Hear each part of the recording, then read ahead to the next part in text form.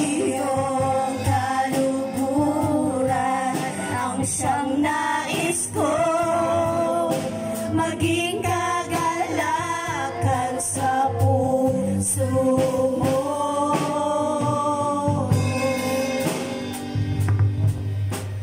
O Panginoon, pinupuri kita. Ako'y naririto upang sambahin ka magpakailanman. Itataas kita sa aking buhay, ikaw ang Diyos.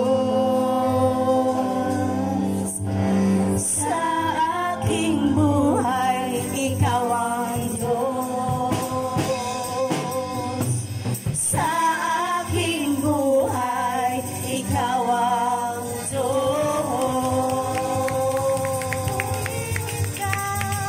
Hallelujah! Sablahin natin!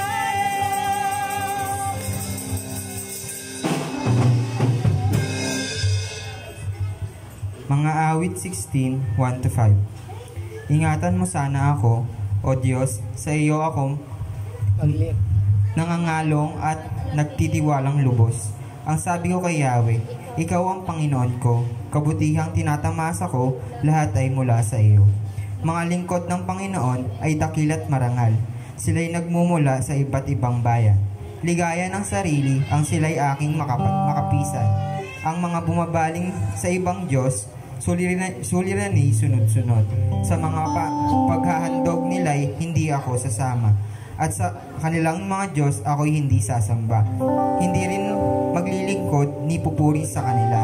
Ikaw lamang, Yahweh, ang lahat sa aking buhay. Lahat ng kailangan ko'y iyong ibinibigay. Kinabukasan ko'y nasa iyong mga kamay. Purihin ang pagbabasa sa salita. Amen.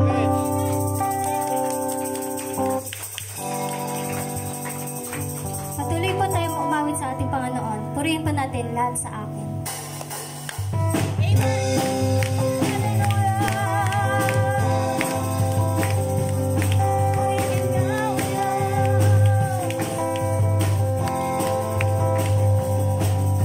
Ikaw ang kalakasan sa oras ng bayan, O Diyos ang magkailanman.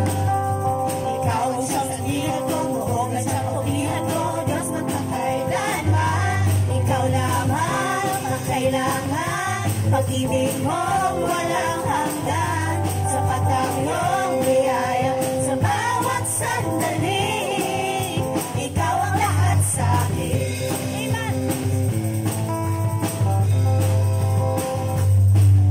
Ikaw ang kalakasan sa oras ng kahiyaan, O Diyos ng pagkailanman. Ikaw ang sasabihan mo, buong at siyang kapulihan mo, O Diyos ng pagkailanman. Ikaw lamang ang kailangan,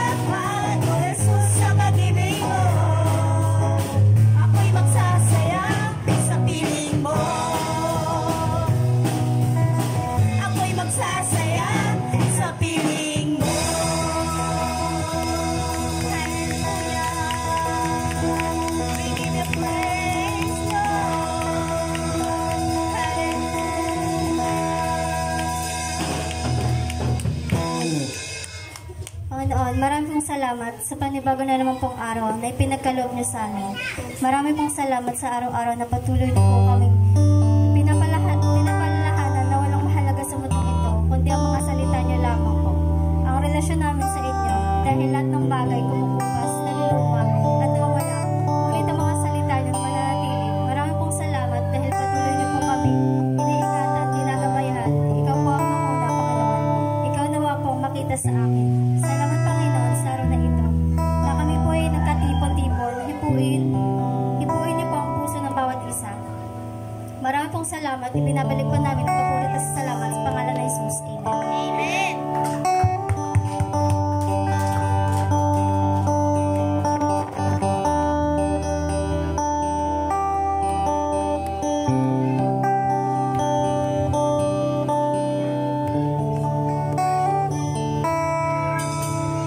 Puso ko iyong sinisiyasat.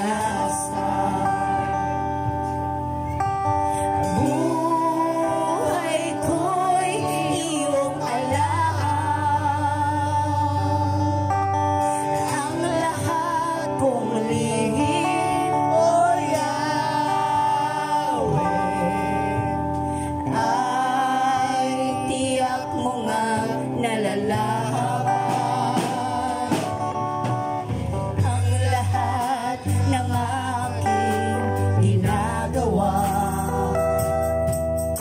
sa'yo ay hinihingi. Ang lahat kong lihim, O Yahweh,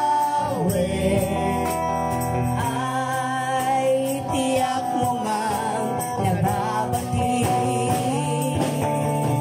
Salamat, Panginoon, kilala mo ako. Ang lahat ng bagay ay dilingid sa'yo. Salamat, Panginoon, tinutuwid mo ako. Ikaw lang ang may alam ng aking patutunguhan. Salamat sa'yo, Panginoon. Ikaw, Diyos, purihin na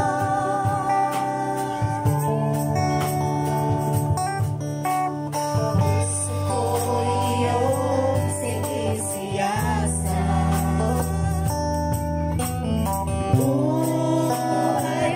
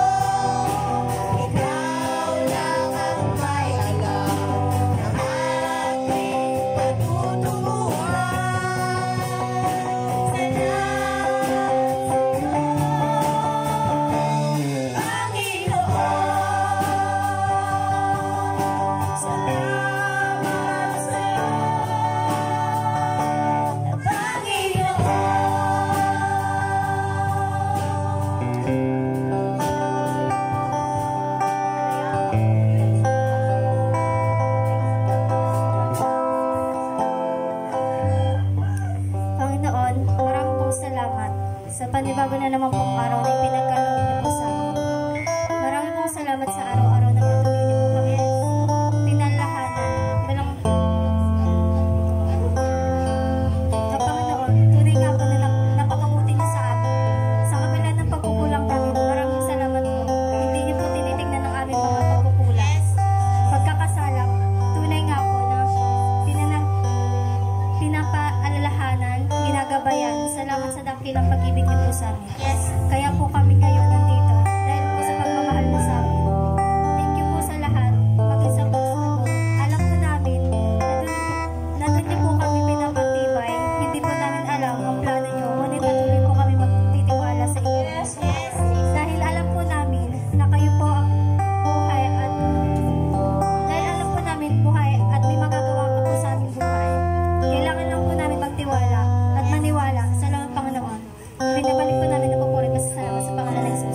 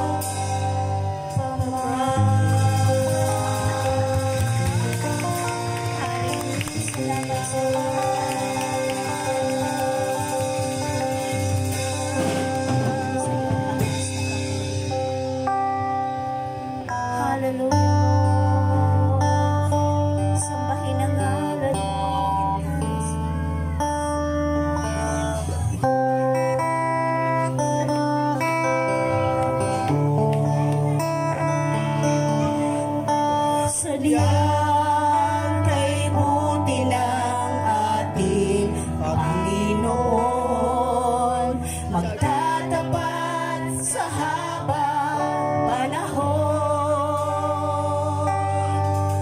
Maging sa kabila ng aking pagkukulang, biyaya niya'y patuloy na laan. Katulad ng pagsinag ng gintong araw, patuloy siyang nagbibigay tanglaw. Kaya sa puso ko't damdamin,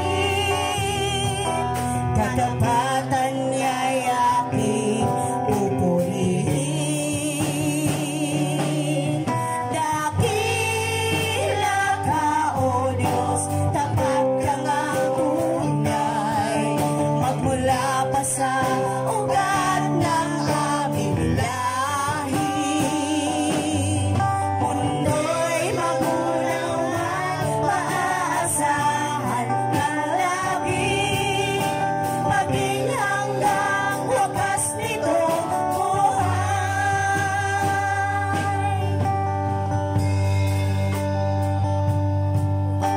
Kaya, O Diyos, ika'y aking pupurihin, sa buong mundo'y aking awitin. Dakila ang iyong katapatan, pag-ibig mo'y walang hanggan. Dakila ka, O Diyos, tapat kang ang tunay, magmula pa sa ugat ng aming lahi. Mundo'y magunawan, maaasahan ng lagi, maging hanggang wakas nitong buhay. Dakila ka, O Diyos, sa habang panahon, katapatan mo'y matibay na sandigan. Sa bawat bighati, tagumpay-man ay naroon. Daluyan ang pag-asa kung kailangan hinahon. Pag-ibig mo alay sa'min noon hanggang ngayon. Dakila ka,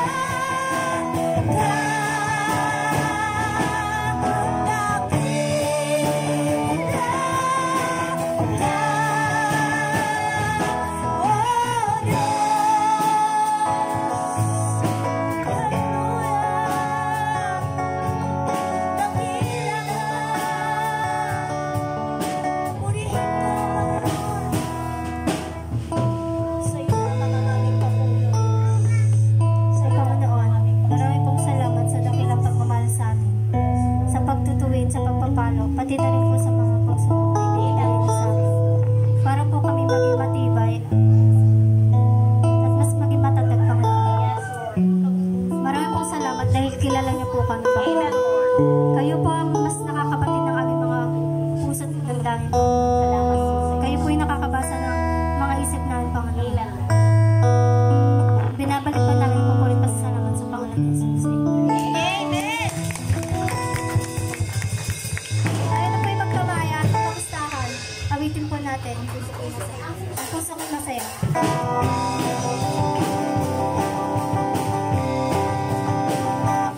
Puso ko'y masaya, pagkasama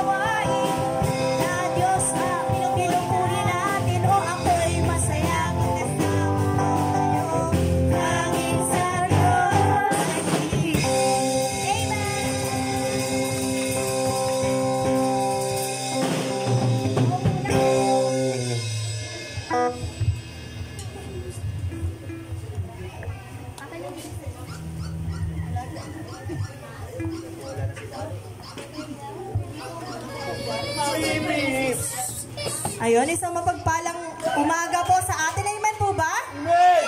Ang konti naman ang sumagot. Pinagpala po ba ang bawat isa? Amen! Ayun. So, ayun. Ako po'y nagagalak muli mga kapatid na muli ko po kayong nakita at nakasama na magpuri sa ating Panginoon. Napagod po ba kayo? Hindi!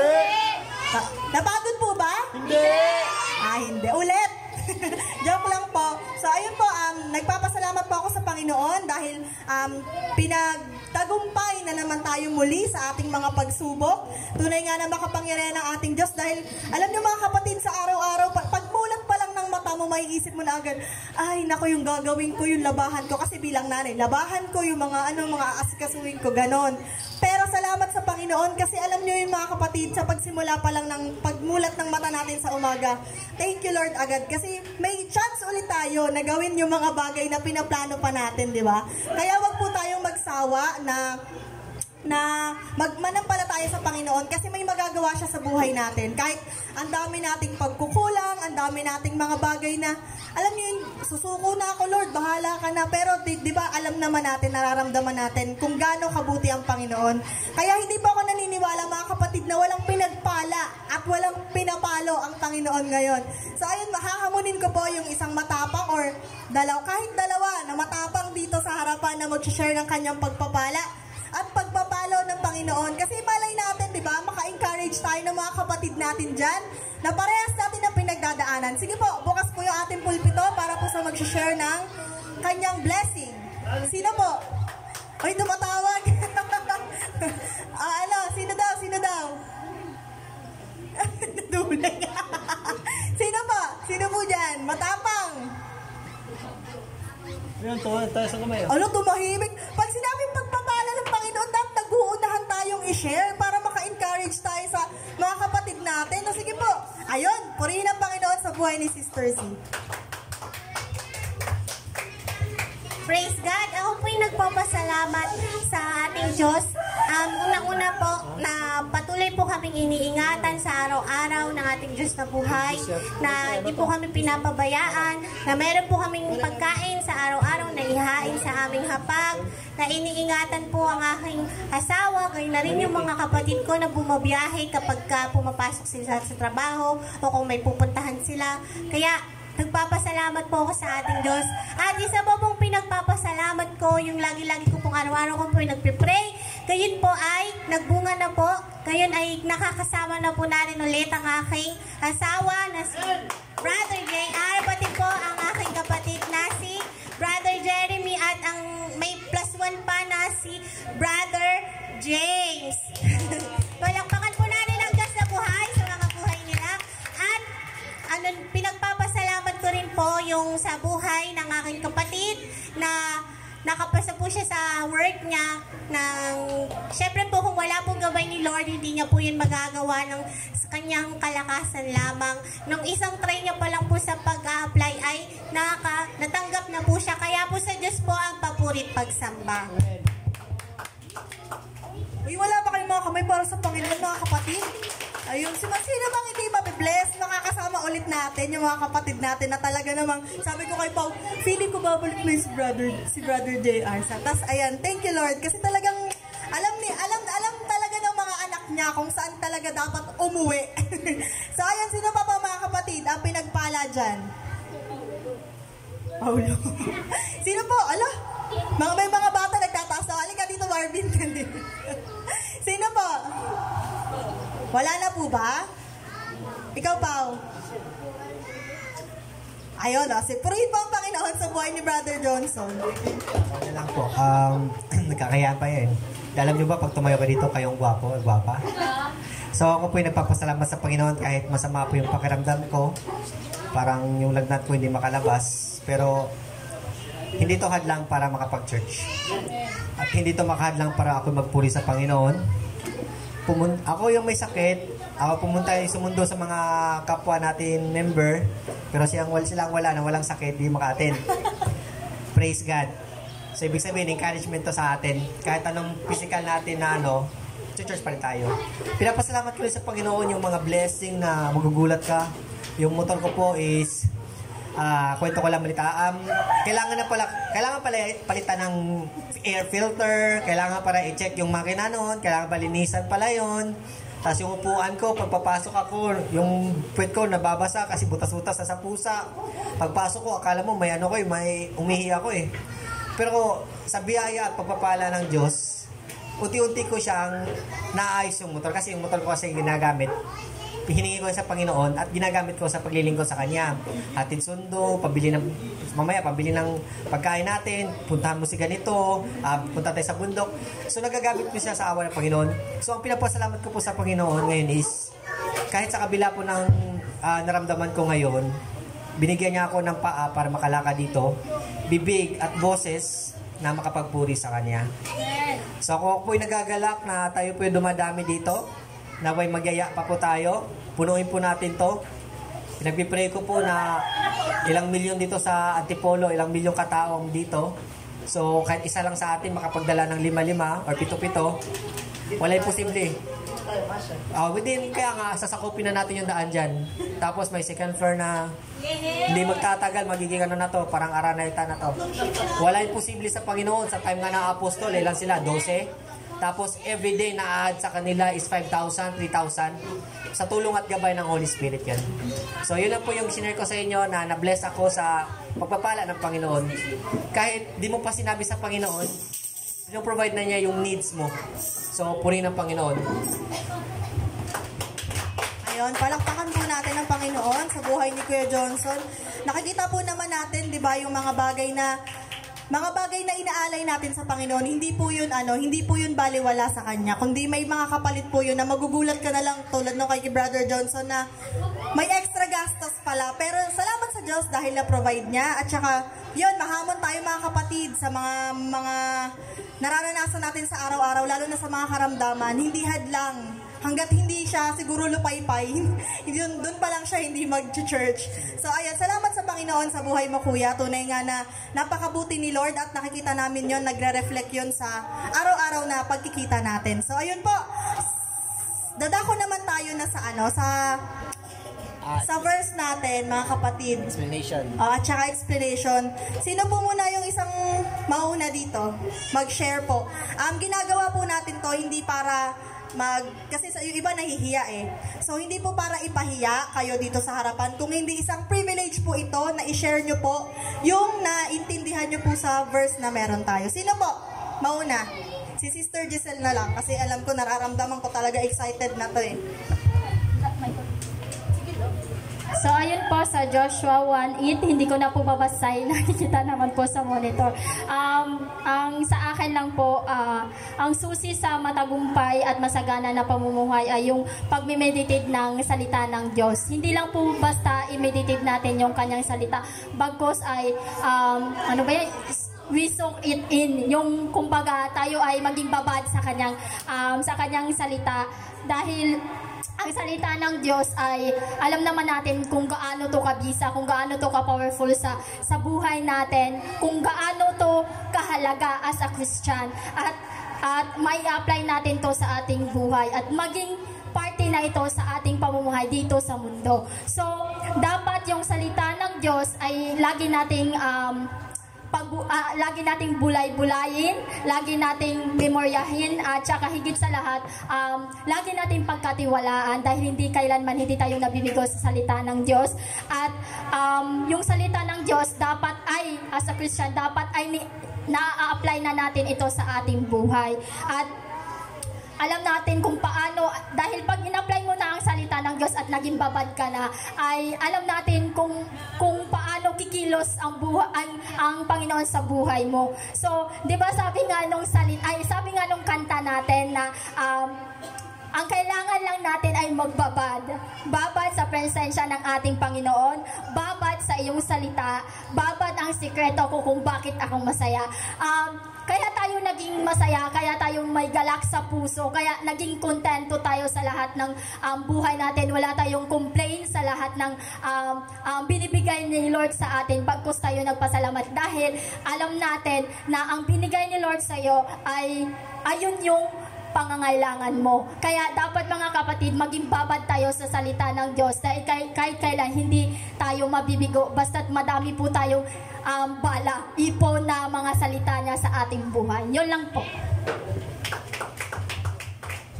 Ayun, sunod-sunod na po. Kahit hindi lalapit na lang po ako dito.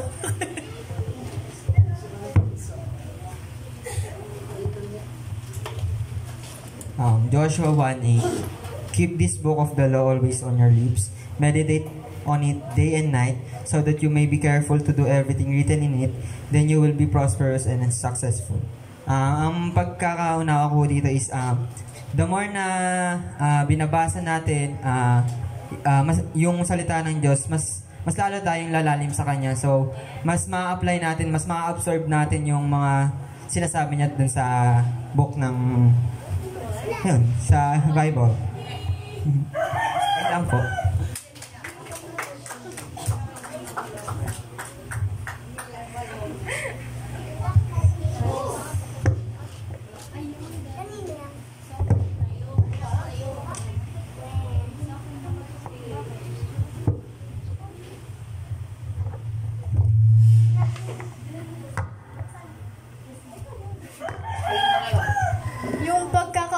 Ko po sa verse na to is, wag po natin kalimutan na magbasa ng Bible araw man o gabi, kasi kapag binasa natin yung Bible, yung Word of God, mas maiintindihan po natin kung ano yung nakasulat doon. At yung nakasulat doon, kapag sinunod mo, yun po yung magdadala sa inyo sa buhay na matagumpay.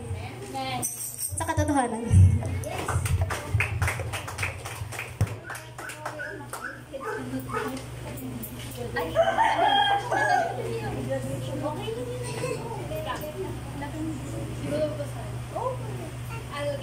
Huwag daw natin magkalimut. Ay! Ba't tayo sa akin?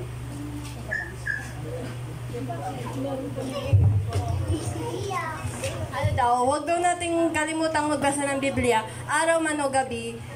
Dahil pag nasunod na natin ang nais ng Panginoon sa atin, magkakaroon daw tayo ng masagana at matagumpay na buhay dahil nasa tamang landas na tayo.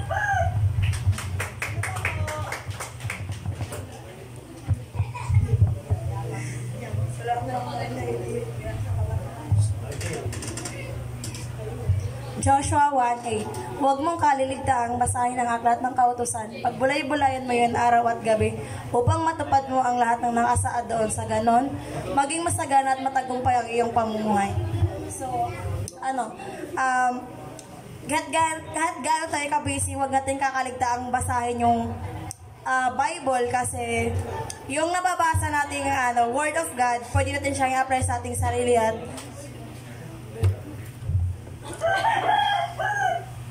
Langga ko yan.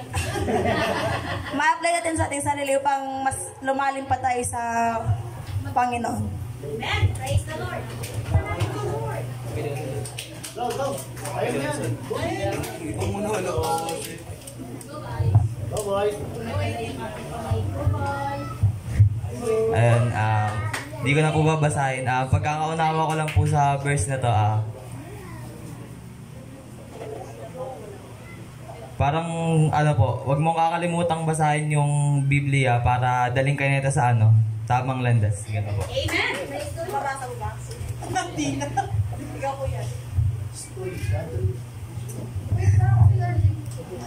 Hindi mo pa kalisansi. Kaya nga bro. Hindi ko alam kung anong gagawin niya. Ano masasabi mo sa verse? Pag-uunawa ko po dyan, kahit wala ka ng oras sa pagbabasa ng Bible, kahit saan mo po, wala naman pong pinipiling lugar yan kung saan ka mag-pray, basta huwag mong kakalimutan yung pagbabasa ng Bible. Yan lang. Wala pinipiling lugar. Pinipili. O, kuya.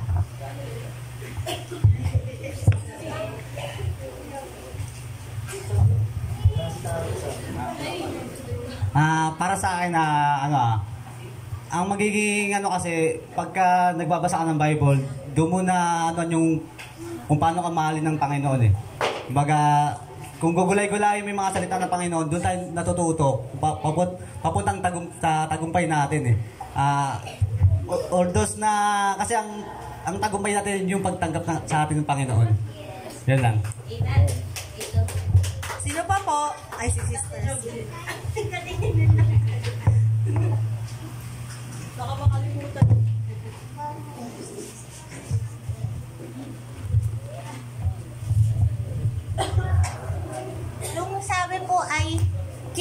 book of the law always on your lips. Meditate on it day and night so that you may be careful to do everything written on it. Then you will be prosperous and successful.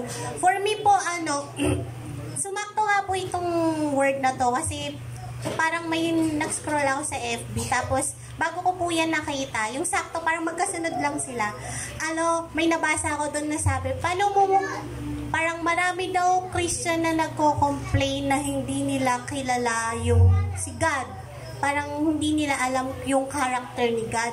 Pero sabi niya, paano mo malalaman kung hindi mo binubuksan yung Bible mo? So parang marirelate po dyan na para makilala po natin si God sa buhay natin, na mas lalong maging malalim yung relationship natin sa Kanya, kailangan nating basahin yung word niya, i-meditate natin yung sarili natin sa word niya araw-araw. Kasi nasa Bible, doon natin makikilala kung yung character ni God at kung paano siya kikilos sa buhay natin. And sa Bible na rin po, ayun na rin po yung magiging guide natin sa, sabi nga po dito, so that you may be careful to everything. Yung kapag nagbabasa po kasi tayo ng Bible, nandun po yung guidance na yung dapat ito yung choice na gagawin mo. Kung baga, for example, na magiging reactive ka, instead na maging reactive ka, magalit ka, andun yung guidance kapag nagbabasa ka ng Bible, kasi word siya ni God, na maging kalmado. Yung lalo na di ba yung sa sinabi sa Bible na love your enemies. Pero kung hindi mo alam yun, hindi ka nagme-meditate dun sa word ni God, hindi mo alam na kailangan mo palang mahalin yung iyong kaaway. So ayun po yung para sa akin yung pagkakaintindi ko. Ayan. Hindi ko natatawagin ako. Nagkatigilan lang din kayo. Diyan ka nila. Dapat palagi tayo magbasa ng Bible kasi minsan dito tayo kumaanan ng inspirasyon para sa pang-araw-araw po. Thank you po. Ayan, may si Rodel pala mga si Rodel. Ay, ito pala. Si Kuya Rodel muna. Akala mo.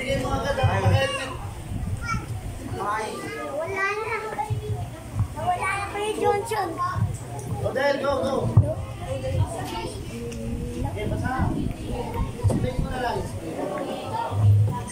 Explain mo na lang.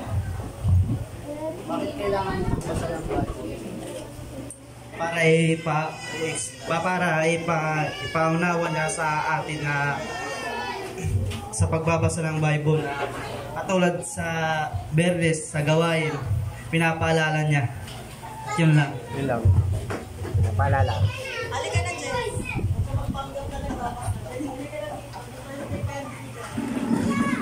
Umabot ka pa sa kota.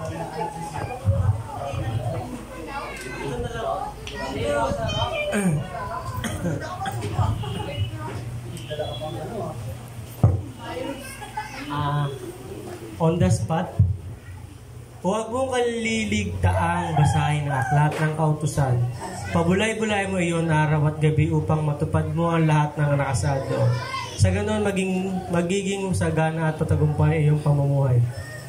Ang ano dito, kumbaga, di ba pag nagbabasa tayo ng Bible, andun yung mga andun yung mga payo ng Panginoon. Tuwing Friday. So, kung nagbabasa talaga at kung ginagawa mo yun, kung pagbulay-bulayan mo yun lagi, so andun yung pananatiling ni Lord, tsaka yung safety ni Lord, tsaka yung Safety mo. Safety nating lahat kung nandun tayo mismo naggagabay sa atin. Basta, yun. Amen. Anong feeling na ulit? Ayun, okay na po. Sa susunod na, ready na po kayo sa susunod na linggo. So, meron po talaga kaming ganito para ma-exercise po yung mga kabataan natin na mag-share. And ako naman po, dito naman sa akin, unahin ko yung magiging masagana at matagumpay ang iyong pamumuhay. Kasi di ba, mga tao tayo, di ba? Gusto natin yung mga ganyang bagay. Pero bago po natin makamtan yun, pinaalalahanan po tayo na wag nating kakalimutan yung salita ng Panginoon. Kasi pag alam mo yung salita ng Panginoon, takot kang gumawa ng masama, takot kang maggawa ng kasalanan, takot kang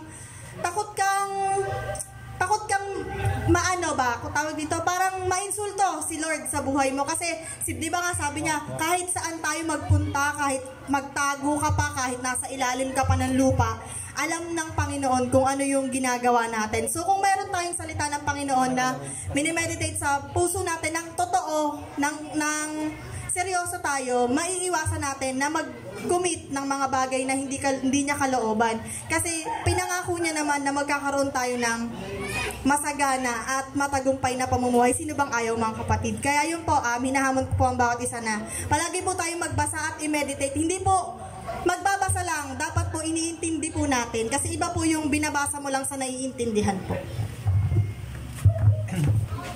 Ako po is, pagkapaliwanag po nito is, keep this book of the law always on your lips, meditate on it day and night, so that you may be careful to do everything written in it.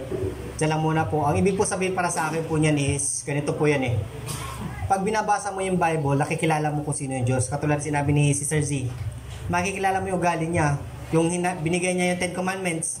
Huwag kang magnakaw, huwag kang mangulunya, huwag kang makikiapid, igalang mo yung natnam. Nakikita mo yung ugali ng Panginoon doon. Kasi siya nagbigay ng law. Ibig sabihin, nakikita mo yung ano siyang klaseng Diyos na kilala natin. Tapos, pagpasalitang meditate, kasi ganito lang yun eh. Tayo, pag iniisip natin yung problema, talagang may stress ka lang. Sipin mo buong araw yung problema mo, di ba? Buong araw, wala kang lakas, wala kang gana.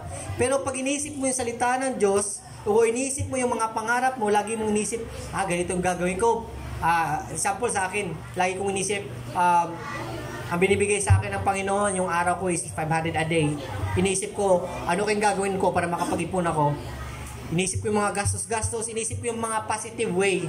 Lahat ng mga nakirinig ko, mga negative, minimeditate ko at ginagawa kong positive through sa salita ng Diyos. Kasi hindi natin makakaya yung problema kung wala tayong kinikip na salita ng Diyos.